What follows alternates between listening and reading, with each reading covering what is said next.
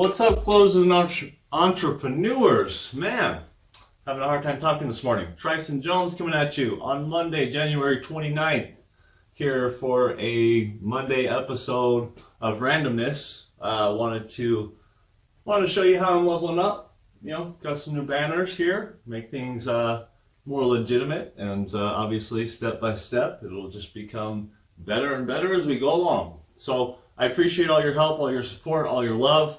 Starting to see some momentum build, which is great, which means that I'm going to start refining and providing more specific information to people who are looking for it, which may be any of you. So, you know, watch out for something that might catch your eye or that might help you out a lot. But today I want to talk to you about something. See, I told you I can't talk this morning. Talk to you about something that struck me as I'm reading a Grant Cardone book, which is the idea of obsession, right? You think about anybody who has created, you know, massive change in the world, right? Anybody who's succeeded at a high level. First person that comes to mind is Mr. Elon Musk. I don't think anybody could argue that Elon Musk is obsessed with what he's doing. He's obsessed with the fact that we are in an unsustainable world or economy, the way that we're doing things is not going to work forever, and he's looking to change that. He's on a never-ending billion-dollar quest, multi-billion-dollar quest to change that, and the dude's succeeding. You think about this. Let's talk about the next biggest entrepreneur in the world, or maybe bigger than Elon Musk, Mr. Jeff Bezos.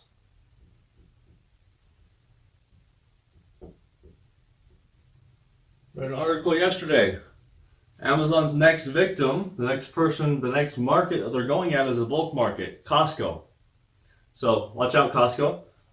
But I don't think anybody could argue that Jeff Bezos wakes up every day obsessed with the idea that he can get a package to somebody anywhere they're at in the world the next day, right? That's his goal, that's his mission, right?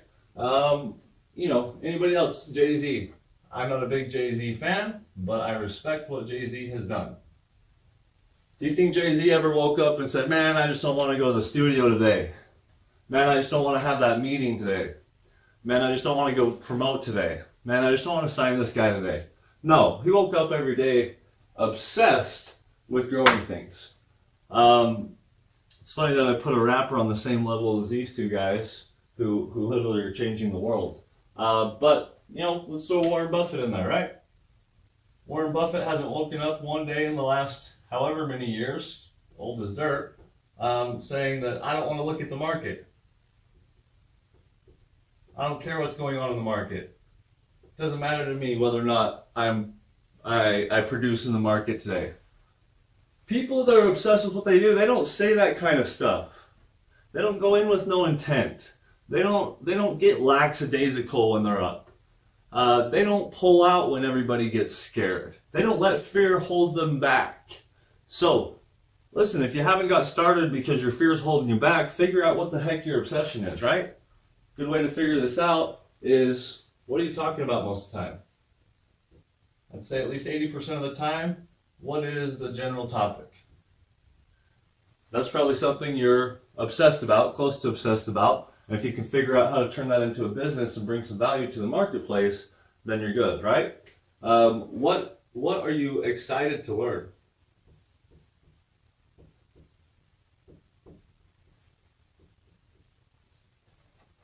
What are you excited to learn? Is there anything out there that just really fascinates you, that you really wonder how it's done, that you want to look into it? Maybe you've done a little bit of research, but you haven't gone quite as far as paying for the right information or finding the right person, right? What do you talk about most of the time? What are you excited to learn? And really, what are you passionate about changing? That's one thing that all of these people have in common, is they have a passion for changing something. People say, find your why, find your passion. Yeah, easier said than done, I know, right? But what is in the world that you see as an injustice, see as something that needs to change, that has to change, and that you would like to be involved in changing? right? For Elon Musk, again, it's in sustainability.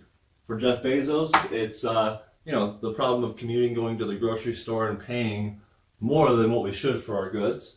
For Jay-Z, he wanted to change the way that the hip hop game worked. He wanted to take it to another level, and he dang well did. For Warren Buffett, he wanted to prove to people that he could create long-term high gains in the stock market based on a few simple indicators. He still hasn't shared his secret, but that's what he does. He's told people that's what he does, right? So all these people had an obsession to either change the mind of the rest of the world, change the way they think about it, look at it, perceive it, or to change the world itself, right? So what are you passionate, excited, or do you feel needs to be changed? Do you feel it's a duty to have change? For me, I'll tell you what my passion for change is.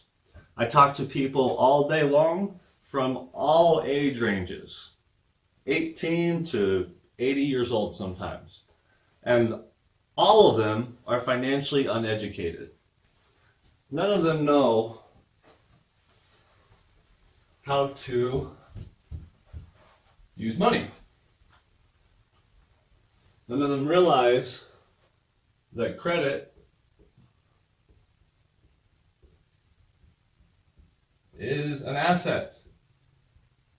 It's not just there to cost you money, right? A lot of people don't realize that overhead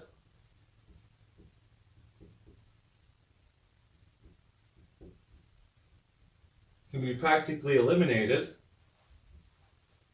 in today's day and age. Most people don't realize that they can team up with some of the biggest companies in the world to market and promote their programs as affiliates. But most of all, most people don't realize that the banks, right? The bank that you go down to and you deposit your paycheck in, that you have your investment accounts and your retirement accounts and all that with, that bank is using your money as an asset in the form of credit.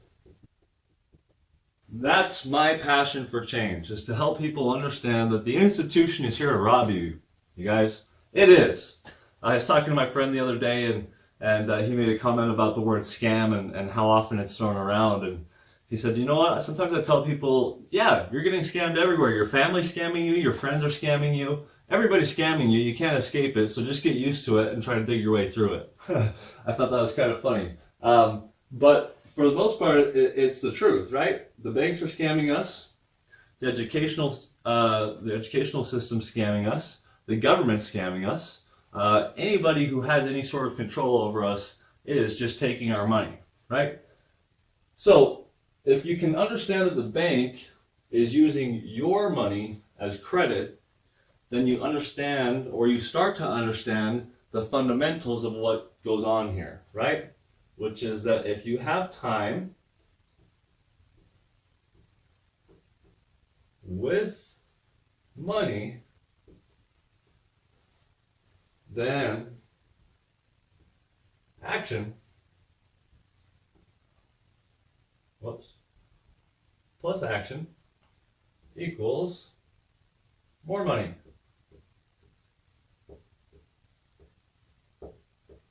What becomes important is how you spend the time and the money up front. If you spend that time and money and don't take any action, you're not going to make any more money, right? Does the bank do that? No. They're in action every day. They probably project the income that you're putting into your retirement account every single month, and they say, okay, well, we know we can at least count on that for the next 10 years because he's only 35 years old. So you bet your bottom dollar they're going to borrow against whatever they see you putting into that account over the next 5 years or 10 years, and they're going to borrow against that. And by the time that you make your 10% or whatever it may be, 15, 20% if you're lucky, the banks have made hundreds, if not thousands, of dollars on the dollars that you've invested over time. So that's my obsession. That's what I'm here and passionate about changing, is is helping people understand and helping to educate people that you're getting robbed by the financial institutions. You're getting robbed by all institutions. They're lying to you. And the only way out of it is to, number one, see the light, and number two, do something about it. So, first thing is, I want to open your eyes. Second thing is, I want to lead you, right? If this resonates with you at all, please share it with somebody who you think would care, who you think it might resonate with or provide some value with. I appreciate all of your help. Again, Tryson Jones, No Limit Consulting. Remember, if you want to play hard, you got to work hard first. I'll see you soon.